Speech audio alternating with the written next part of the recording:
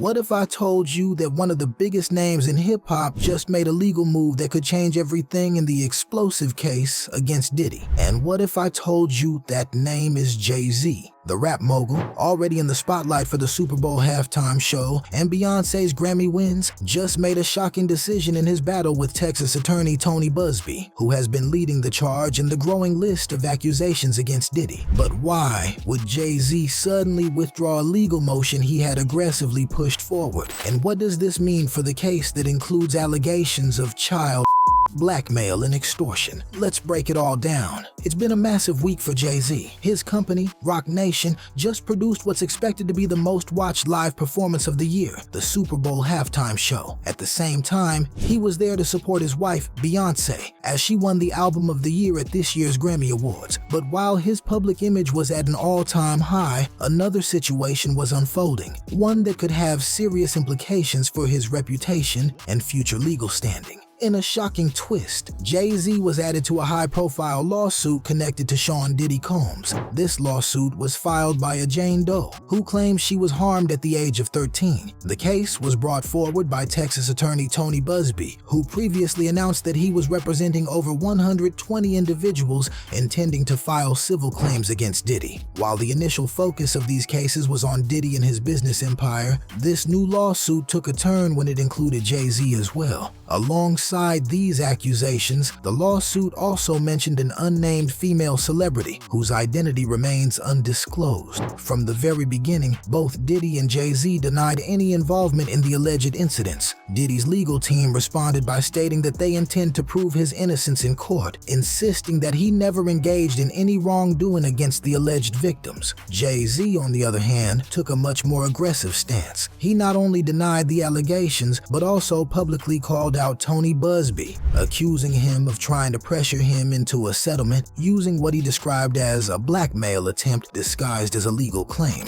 In a fiery statement, Jay-Z revealed that his lawyers received a demand letter from Busby, which he believed was an attempt to get him to pay up to make the lawsuit disappear. Instead of settling, Jay-Z's response was to push back harder, claiming that this legal action only motivated him to expose Busby in a very public way. In his words, he would not pay a single cent and was fully prepared to fight this case until the truth was revealed. Following these statements, Jay-Z's lawyers went on the offensive, filing a motion for sanctions against Tony Busby. This legal maneuver was meant to penalize Busby for allegedly failing to properly investigate the claims before filing the lawsuit. Jay-Z's team also tried to remove his name from the case entirely, arguing that there was no legitimate reason for him to be involved. But just as this legal battle was heating up, something completely unexpected happened. Jay-Z's team suddenly withdrew their motion for sanctions. Jay-Z's decision to pull back on his aggressive legal approach was surprising, given how strongly he had been fighting against these claims. This sudden shift raised serious questions. Did Jay-Z's legal team see something they didn't expect? Was there a hidden strategy behind this move? Or was there a possibility of behind-the-scenes negotiations that led to this decision? One major factor could be the judge's reaction to the way Jay-Z's lawyers handled the case. During earlier proceedings, Judge Annalisa Torres had criticized Jay-Z's legal team for being overly aggressive and combative in their approach. She made it clear that she did not approve of how both sides were attacking each other, rather than focusing on the actual legal issues at hand. This warning might have led Jay-Z's attorneys to reconsider their approach, as alienating the judge could hurt their chances of getting his name removed from the lawsuit altogether. Another important aspect to consider is that motions for sanctions are extremely difficult to win. To succeed,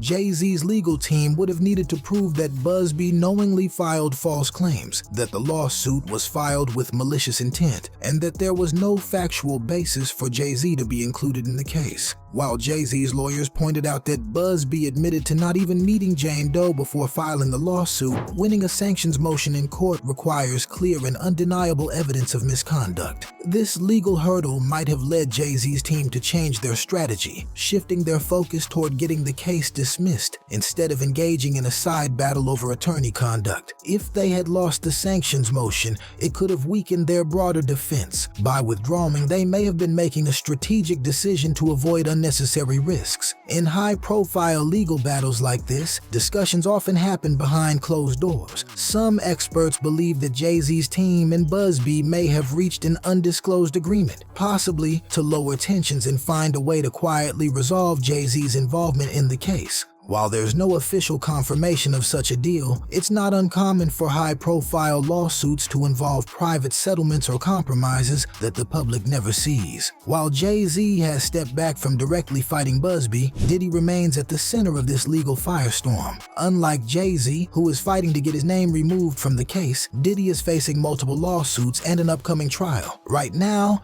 Diddy remains in a federal detention center, with his trial scheduled for May 2025. The outcome of that trial will have major consequences for his legal future and could also influence other cases involving him. However, the civil lawsuits will continue alongside the criminal case, meaning that more evidence and new allegations could still emerge. Another key mystery remains: the identity of the unnamed female celebrity mentioned in Jane Doe's lawsuit. If her name is eventually revealed, it could expand the scope of this case even further, bringing more high-profile figures into the conversation. Jay-Z's withdrawal from the legal battle against Tony Busby is not just about one case or one lawsuit. It could have larger implications for the entire music industry. Over the past year, we've seen a wave of legal cases exposing alleged misconduct, abuse of power, and corruption within the entertainment world. With Diddy's legal situation intensifying, and with other high-profile figures potentially being investigated, this lawsuit could set a precedent for how these cases are handled in the future. One of the biggest concerns among industry insiders is how these legal battles will impact major labels, streaming services, and business partnerships. If more artists, executives, and record labels get pulled into lawsuits like this, it could change the way the industry operates, from contract negotiations to how artists protect themselves legally. A key part of this lawsuit is how public opinion plays a role in legal strategy. Unlike traditional legal battles where evidence and testimony shape the case, social media and public perception are now major factors in how high-profile figures respond to legal threats. In Jay-Z's case, his initial aggressive response showed that he was ready to fight back publicly, but his sudden withdrawal suggests a shift in strategy, one that prioritizes long-term reputation management over immediate legal battles. For artists like Jay-Z and Diddy, their personal brands are just as important as their business ventures. A drawn-out legal fight could damage partnerships, slow down projects, and lead to increased scrutiny from both the media and corporate sponsors.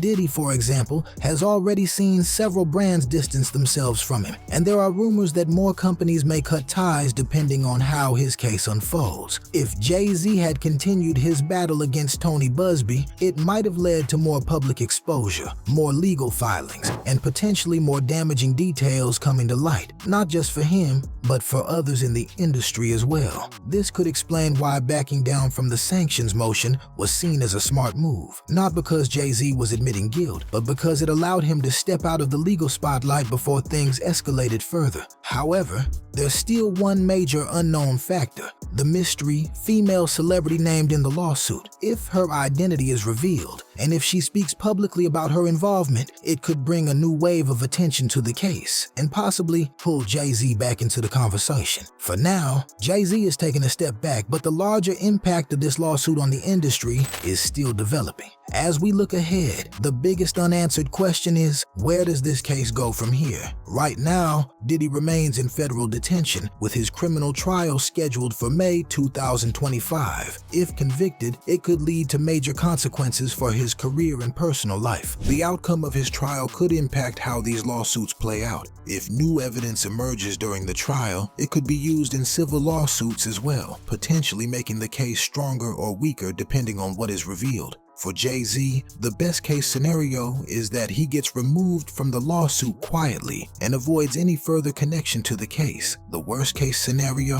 more legal complications, more media scrutiny, and potentially more damaging revelations about what really happened behind the scenes. At this point, all eyes are on the upcoming court proceedings, and we can expect more major developments in the coming months. If you enjoy watching this video, please give it a like and subscribe to my channel for more celeb-related content.